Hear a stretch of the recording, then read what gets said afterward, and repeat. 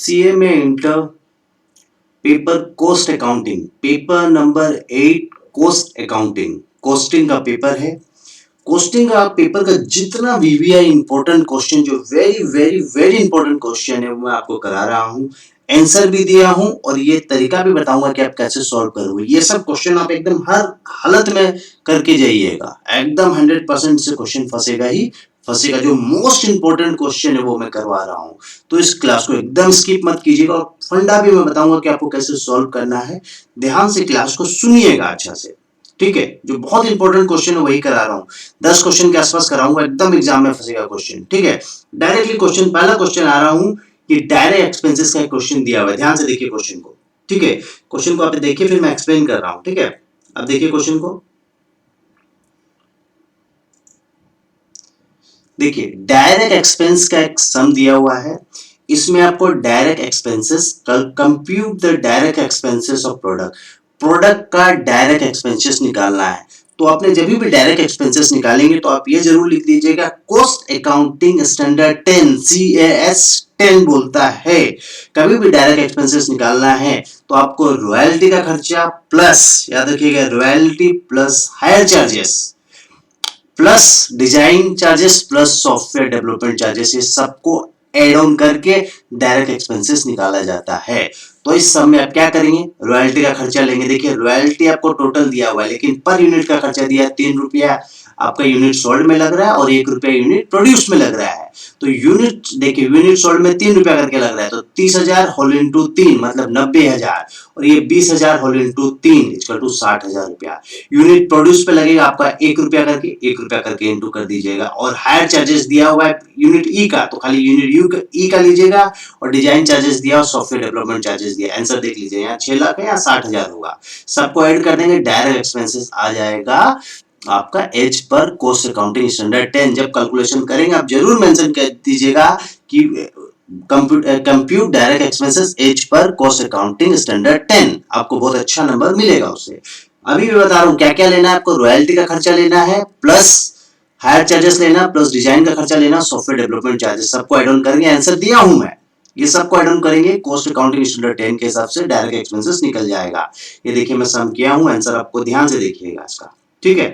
और रॉयल्टी का unit basis में दिया, यूनिट बेसिस में आप ले लीजिएगा। बहुत सिंपल सा क्वेश्चन है।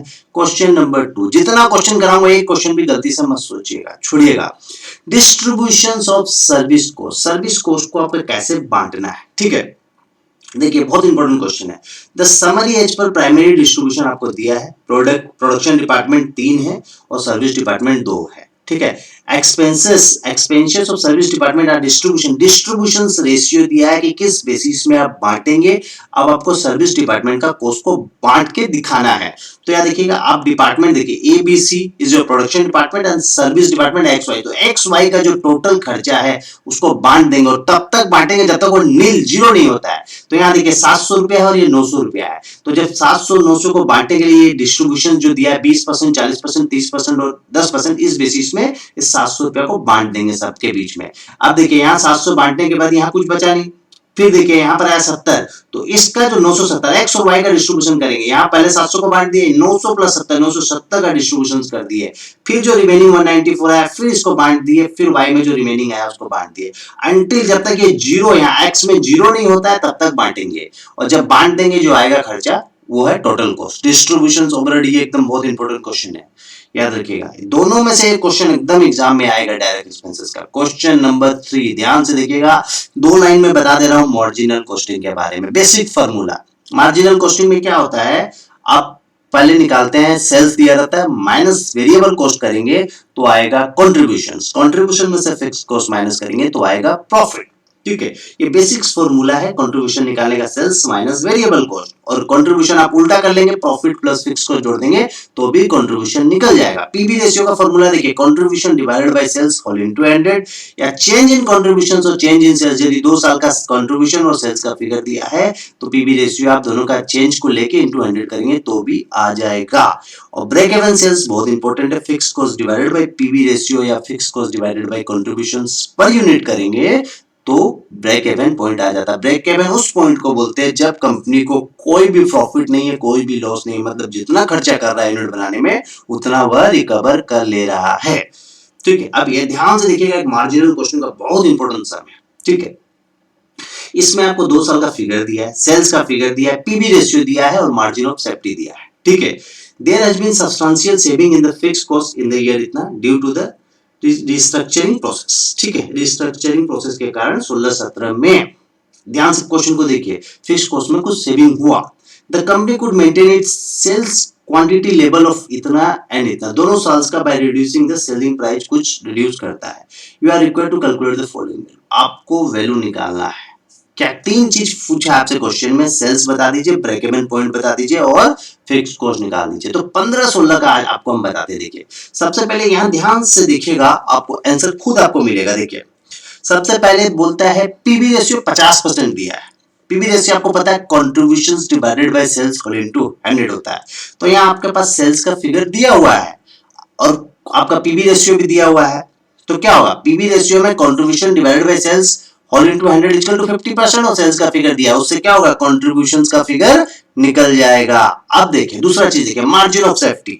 मार्जिन ऑफ सेफ्टी क्या है, total sales minus break even sales. Total sales आपको पता है, मार्जिन ऑफ सेफ्टी पता है, तो क्या होगा, ब्रेक इवन सेल्स निकल जाएगा। आगे देखिए, अब देखिए जब ब्रेक इवन सेल्स निकल जाएगा और अब जब वेरिएबल कॉस्ट निकालेंगे तो आपके पास सेल्स का फिगर है, कंट्रीब्यूशन आपके पास निकल चुका है, तो आपका वेरिएबल कॉस्ट भी निकल जाएगा। और वेरिएबल कॉस्ट जब निकल जाएगा, जब फिक्स कॉस्ट निकालना होगा तो क्या ब्रेक इवन पॉइंट आपका निकल गया, इनटू पीवी रेशियो कर देंगे तो भी निकल जाएगा। आंसर देखिए तब समझ में आएगा। देखिए PV ratio contribution by sales whole into 100 होता है, 50% दिया है तो कंट्रीब्यूशंस आप आराम से निकाल लेंगे, क्योंकि सेल्स का फिगर यहाँ देखिए सेल्स दिया हुआ है, 15-16 का बात कर रहे हैं, तो इससे क्या हो गया, कंट्रीब्यूशंस का फिगर निकल गया। मार्जिन ऑफ सेफ्टी देखिए इतना है, तो मार्जिन ऑफ सेफ्टी क्या होता है, ब्रेक इवन सेल्स के ऊपर जितना कमाए तो मार्जिन ऑफ टोटल सेल्स से ब्रेक इवन सेल्स निकाल दिए, ब्रेक इवन सेल्स आप आराम से निकाल देंगे। देखिए ध्यान से देखिए, margin of safety total sales minus break even sales, तो मार्जिन ऑफ सेफ्टी आपका कितना, 4 लाख रुपए दिया, टोटल सेल्स आपका, मार्जिन ऑफ सेफ्टी आप 40% निकाल दिए, टोटल सेल्स का दिया हुआ है ना, टोटल सेल्स पे 40%, तो margin of safety equal to 4 lakh, total sales इतना, ब्रेक इवन सेल्स निकल गया। ब्रेक इवन सेल्स निकलने का वेरिएबल कॉस्ट एकदम सेल्स से टोटल कंट्रीब्यूशंस माइनस कर देंगे, जो कंट्रीब्यूशन आपका निकल चुका है वो आगे वेरिएबल कॉस्ट और फिक्स कॉस्ट आप निकाल देंगे। सिंपल सा फार्मूला, ब्रेक इवन पॉइंट के साथ पीवी रेशियो इनटू करेंगे फिक्स कॉस्ट। अब 16-17 में ऐसे ही है, देखिए एस सेल्स देखिए सेल्स का क्वांटिटी सेम है, इसीलिए वेरिएबल कॉस्ट हम प्रिज्यूम कर रहे हैं कि सेम ही रहेगा। जब वेरिएबल कॉस्ट, अब देखिए पीवी रेशियो दिया है 37.5%, सेल्स का फिगर आपको पता नहीं, लेकिन वेरिएबल कॉस्ट आपको पता है कि 5 लाख रुपया है, तो उससे क्या हो गया, सेल्स का फिगर यहाँ आराम से निकाल लिए। वैसा मार्जिन ऑफ सेफ्टी में आप इनटू कर देंगे तो आ जाएगा। Break even sales same formula है, टोटल सेल्स से मार्जिन ऑफ सेफ्टी, एकदम सिंपल सा है। ब्रेक इवन मार्जिनल, ये फार्मूला आप देख लीजिएगा जो मैं कराया हूं, इससे आप मार्जिनल क्वेश्चन का एकदम सिंपल सा टफ भी सम कर पाएंगे, लेकिन जरूर कीजिएगा, बहुत इंपॉर्टेंट क्वेश्चन है। क्वेश्चन नंबर 4 ईओक्यू का सम पढ़िए, बहुत इंपॉर्टेंट क्वेश्चन है। देखिए क्वेश्चन नंबर 4, क्वेश्चन नंबर 4 में आपको 3 चीज निकालने बोला है। पहला बोलता है कैलकुलेट द रीऑर्डर क्वांटिटी, मतलब ईओक्यू कितना है, इकोनॉमिक ऑर्डर क्वांटिटी कितना है। ईओक्यू उस पॉइंट को बोलते हैं, उस उतना यूनिट जितना के कारण मेरा ऑर्डरिंग कॉस्ट और कैरिंग कॉस्ट कम से कम हो, इसीलिए उसका सिंपल सा फॉर्मूला है 2a annual consumption into ordering cost divided by carrying cost का रूट कर देंगे तो ईओक्यू निकल जाएगा। सेकंड, रीऑर्डर क्वांटिटी मतलब ईओक्यू पूछा है। दूसरा बोलता है आपको रीऑर्डर लेवल आपका कितना है, रीऑर्डर लेवल, और तीसरा बोलता है मैक्सिमम स्टॉक लेवल कितना है। तो रीऑर्डर लेवल का सिंपल सा फॉर्मूला आप डालिएगा, maximum reorder period into maximum usage, reorder निकल जाएगा, और maximum stock level, reorder level plus reorder quantity minus bracket में minimum usage into minimum reorder period, ये इनटू कर देंगे तो तीनों चीज निकल जाएगा। तो तीन चीज निकालना है, इकोनॉमिक ऑर्डर क्वांटिटी ईओक्यू कितना है, रीऑर्डर लेवल आपका क्या है, और मैक्सिमम स्टॉक लेवल क्या है। तीनों का फॉर्मूला पुट ऑन कीजिएगा और निकाल लीजिएगा। बहुत इंपॉर्टेंट सम है ये वाला, वो गलती से भी एक भी क्वेश्चन मत छोड़िएगा। क्वेश्चन नंबर 5 देखिए, ऑपरेटिंग एंड सर्विस कॉस्टिंग का सम है, एकदम ध्यान से क्वेश्चन को पढ़िए, फिर मैं एक्सप्लेन कर रहा हूं। देखिए ऑपरेटिंग कॉस्टिंग का क्वेश्चन है, बहुत इंपॉर्टेंट क्वेश्चन है। क्वेश्चन बोलता है कि सीडी टोल प्लाजा एक टूल प्लाजा है, एक कंपनी है सोच लीजिए, वो एक 60 किलोमीटर लंबा हाईवे बनाना चाहता है और उसका उस हाईवे में उसका इनिशियल इन्वेस्टमेंट स्टार्टिंग में 600 करोड़ रुपया लग जाएगा और वो एस्टिमेट करता है कि कम से कम उसमें 10 साल वो टोल कलेक्शन करेगा, ठीक है, and build the road and other investment और भी है उसका, ठीक है। अब आपको ये बताना है कि उसका टोटल खर्चा कितना है, तो थोड़ा सा आगे ये जो है ना कैपिटल खर्चा को खाली कैलकुलेशन देख लीजिए। कैपिटल खर्चा बोलता है 600 करोड़ मेरा लगेगा 10 साल में, एक महीना में कितना लगेगा 600 करोड़ डिवाइडेड बाय 10 इंटू 1 करेंगे तो एक साल, और 600 crore divided by 10 whole into 1 by 12 करेंगे तो ये हो जाएगा आपका एक महीना का खर्चा। तो एक महीना में इतना खर्चा लग रहा है। अब बाकी खर्चा क्या कर रहा है, देखिए ये बाकी ये क्या collection personal, supervisor, security personal को पैसा दे रहा है। तो अब देखिए कैसे निकालेंगे, ऑपरेटिंग खर्चा है सर, तो 3 शिफ्ट इन लोग काम करता है, 4 आदमी है, 3 शिफ्ट काम करेगा, 4 आदमी है, 30 दिन काम करेगा, 150 रुपया एक जन को मिलेगा, तो टोटल कितना 54,000 खर्चा हुआ। सुपरवाइजर का भी जितना शिफ्ट में काम हो रहा है, जितना आदमी है और जितना दिन का और जितना रेट के हिसाब से इंटू कर दे रहा है। ऐसे सिक्योरिटी डिपॉजिट का पैसा निकाल दिया और इलेक्ट्रिक खर्चा, टेलीफोन खर्चा और मेंटेनेंस को टोटल कॉस्ट आराम से निकाल लिया, ठीक है। ये दिया देखिए, ये सारा खर्चा दिया है। अब कलेक्शन पीरियड क्या है, 3 शिफ्ट काम कर रहा है, 4 आदमी, 3 शिफ्ट इंटू 4 आदमी इंटू 150 इंटू 30 दिन, तो वैसे टोटल खर्चा निकाल दिया। मेन कैपिटल कॉस्ट का कैसे प्रोपोर्शनेट किया वो देख लीजिए, बाकी सारा खर्चा डाल दीजिए तो टोटल कॉस्ट आ जाएगा। टोटल कॉस्ट को टोटल किलोमीटर से डिवाइड कर देंगे तो कॉस्ट पर किलोमीटर आ जाएगा, सिंपल सा है। टोटल कॉस्ट निकालने का कैलकुलेशन देखिए एग्जाम में बहुत इंपॉर्टेंट क्वेश्चन है ये वाला, ठीक है। अब आ जाइए नेक्स्ट क्वेश्चन, क्वेश्चन का आंसर दिया हुआ ध्यान से देखिएगा। प्रोसेस अकाउंट का है, प्रोसेस अकाउंट का क्वेश्चन देखिए, क्वेश्चन नंबर 6, ठीक है, ध्यान से देखिए, प्रोसेस अकाउंट का क्वेश्चन देखिए ध्यान से।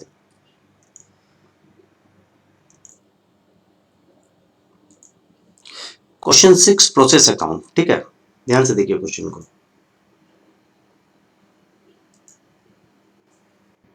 ठीक है। देखिए प्रोसेस अकाउंट दिया है आपको, दो प्रोसेस है, process A and process B. बाकी बोलता है अदर मैन्युफैक्चरिंग एक्सपेंसेस इतना to be charged on the basis of labour cost, labour cost के बेसिस पे 168 का डिस्ट्रीब्यूशन कर देंगे। You are required to prepare the process account, abnormal loss account and abnormal gain account बोला है। देखिए process account बनाएंगे, अब देखिए यहाँ थोड़ा सा चीज को समझिए। 8,800 यूनिट बनाता है कंपनी, ठीक है, उसका नॉर्मल लॉस है 5% और कंपनी का आउटपुट है 8,300 यूनिट, मतलब समझ में आ रहा, 8,800 5% नॉर्मल लॉस, 5% मतलब क्या हो गया, 8,800 का 5% हो गया 440, तो 8,800 नॉर्मल लॉस हो गया 440 यूनिट और कंपनी बनाता है 8,300 यूनिट, मतलब क्या हो गया 60 यूनिट अभी भी बच गया। 8,800 माइनस 440 माइनस 8,300 करेंगे तो 60 यूनिट बच जाएगा, और जो 60 यूनिट क्या है आपका एबनॉर्मल लॉस, इसका ट्रीटमेंट करना। अब इधर देखिए, अब इसका जो क्लोजिंग हो गया इसका ओपनिंग, तो 8,300 इंटू 4% बोलता है नॉर्मल लॉस, 8,300 का 4% करेंगे तो आएगा 332, 8,300 माइनस 332 और क्लोजिंग स्टॉक है 8,000, मतलब 8,300 से 332 आप माइनस करेंगे तो 7,968 आएगा, लेकिन दिखा रहा 8,000, तो ये हो गया एबनॉर्मल गेन। समझ में आया, नॉर्मल लॉस, एबनॉर्मल लॉस और एबनॉर्मल गेन का ट्रीटमेंट क्या होगा। अब देखिए जब प्रोसेस अकाउंट बनाएंगे तो दो प्रोसेस अकाउंट बनेगा, प्रोसेस ए और प्रोसेस बी। प्रोसेस ए का इनपुट का सारा खर्चा दिया है, ठीक है, आगे देखिए, और जो मैन्युफैक्चरिंग एक्सपेंसेस है 1,68,000 को लेबर कॉस्ट के प्रोपोर्शनेट में बांट देंगे, मतलब 1,68,000 इंटू 1,45,000 डिवाइडेड बाई 290 कर देंगे और इसमें 95 के बेसिस में प्रोपोर्शनेटली बन जाएगा। तो टोटल प्रोसेस ए का खर्चा आ जाएगा, यहाँ पर टोटल खर्चा दिया हुआ डाल दीजिएगा, अदर मैन्युफैक्चरिंग एक्सपेंसेस को उसके रेशियो में डिस्ट्रीब्यूट कर देगा। नॉर्मल लॉस आपका 440 यूनिट का कैलकुलेट कर दीजिएगा, एबनॉर्मल लॉस 60 यूनिट का आ गया। अब जो क्लोजिंग स्टॉक आएगा प्रोसेस बी में ट्रांसफर हो जाएगा, मतलब 8,300 यूनिट का इतना रुपया लगा, तो ये हो गया इसका ओपनिंग, इसका क्लोजिंग यहाँ हो जाएगा इसका ओपनिंग, और यहाँ पर नॉर्मल लॉस और यहाँ एबनॉर्मल गेन है उसका ट्रीटमेंट डाल दीजिएगा। एबनॉर्मल लॉस हुआ था, यहाँ एबनॉर्मल गेन हुआ था, बस इसी दोनों का फिर अकाउंट भी बना दीजिएगा। प्रोसेस अकाउंट बहुत सिंपल है, याद रखिएगा, प्रोसेस ए का क्लोजिंग प्रोसेस बी का ओपनिंग होगा, बहुत सिंपल सा, और नॉर्मल और एबनॉर्मल लॉस दोनों का ट्रीटमेंट ले लीजिएगा। अब देखिए आ जाता है question number reconciliation statement, question number 7 को ध्यान से देखिए, मैं एक्सप्लेन कर रहा हूं, देखिए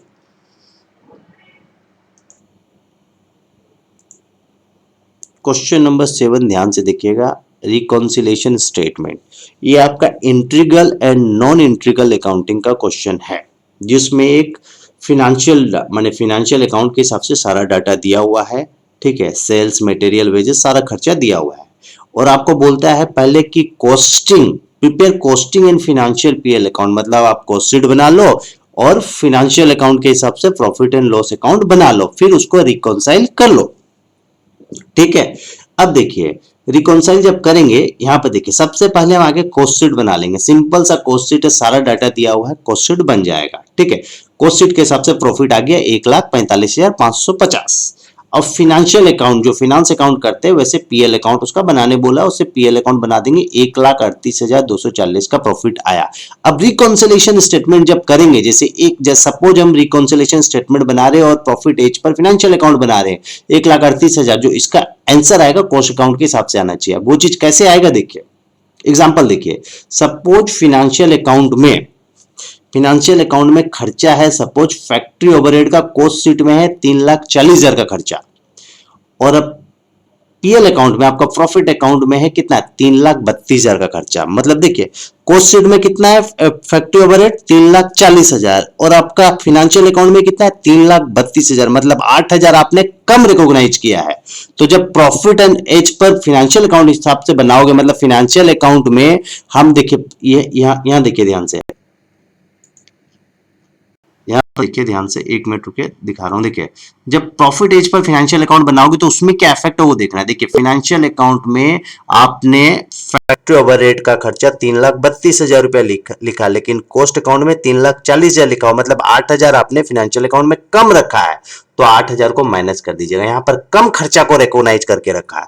फिर से समझिए, एडमिनिस्ट्रेटिव ओवरहेड देखिए, एडमिनिस्ट्रेटिव ओवरहेड आपने रखा है 1,52,960, और कॉस्ट शीट में एडमिनिस्ट्रेटिव ओवरहेड 1,48,800, मतलब आपने फिनेंशियल अकाउंट में 4,160 का ज्यादा खर्चा बुक करके रखा है। ज्यादा खर्चा जब ज्यादा होगा तो उसको एड ऑन कर दीजिएगा, यदि खर्चा कम होगा तो आप माइनस कर रहे हैं, खर्चा ज्यादा होगा तो उसको प्लस कर दीजिएगा। समझ में आया। अब और एक एग्जांपल देखिए, वैसे ही आपका स्टॉक है, सपोज आपने क्लोजिंग स्टॉक यहां पर लिखा है 64,000, और यहां पर है आपका, इसमें देखिए क्लोजिंग स्टॉक है 68,750, कॉस्ट शीट में क्लोजिंग स्टॉक ज्यादा है, ये इनकम साइड है, तो इनकम साइड में जो उल्टा होगा उसका प्लस में 4,750, तो प्लस कर देंगे 4,750। समझ में आया। बहुत सिंपल सा है। उसके बाद इसको कैलकुलेट करेंगे, मतलब फिनेंशियल अकाउंट में यदि खर्चा आपने कम रिकॉग्नाइज किया है तो उसको माइनस कर दीजिएगा, और खर्चा ज्यादा रिकॉग्नाइज कर दिया है तो उसको प्लस कर दीजिएगा, तो कॉस्ट अकाउंटिंग के हिसाब से स्टेटमेंट निकल जाएगा। आप आंसर को देखिएगा, बहुत समझ में आ जाएगा। एक तो स्टैंडर्ड कॉस्टिंग का सम दिया है, देखिए बहुत सिंपल सम दिया है, उसमें आपको labour cost variance, labour rate variance, labour efficiency variance, labour gang variance, labour ideal time variance and labour yield variance बोला है। सबका फॉर्मूला लिखा हुआ है, आराम से सम को देखिएगा, बहुत सिंपल सा क्वेश्चन है। देखिए अब आ जाता है कुछ थ्योरी क्वेश्चन जो बहुत इंपॉर्टेंट है, ठीक है, ध्यान से सुनिएगा। देखिए थ्योरी में सब क्वेश्चन जरूर देख के जाइएगा। पहला क्वेश्चन है advantage of pre determined overhead rate. पहले से आप ओवरहेड का खर्चा निकाल लेते हो, ओवरहेड रेट इतना लगेगा तो उसका फायदा क्या है। सीधा सा बात है, यदि हम पहले से खर्चा निकाल लेंगे तो हम पहले से सेलिंग प्राइस भी डिसाइड कर देंगे कि मेरा सेलिंग प्राइस ये होगा, ठीक है। तो ये सब एनालिसिस आप पढ़िएगा। आंसर दिया VED analysis, vital essential and desirable analysis, ये स्पेयर पार्ट का एनालिसिस होता है, उसका आप देखिएगा पूरा चीज लिखा हुआ है। रेस्पॉन्सिबिलिटी अकाउंटिंग क्या है वो देखिएगा, और classification of cost base on behaviour, दो ठो होता है, variable cost and semi variable cost, इसका आप थ्योरी पढ़ लीजिएगा। मैंने आपको प्रोबेबली 9 क्वेश्चन कराया, 100% क्वेश्चन फंसेगा, और एकदम अच्छा से देख कीजिएगा, कोई भी क्वेश्चन स्किप मत कीजिएगा। ये प्लस एमसीक्यू मेरा देख लेंगे आप, इस क्वेश्चन में आप बहुत अच्छा नंबर सिक्योर कर लेंगे, मोर देन आपका 60% नंबर आ जाएगा आपका, यदि इस सब को अच्छा से कर लेंगे, कंसेप्चुअली कर लेंगे तो। ठीक है, थैंक यू।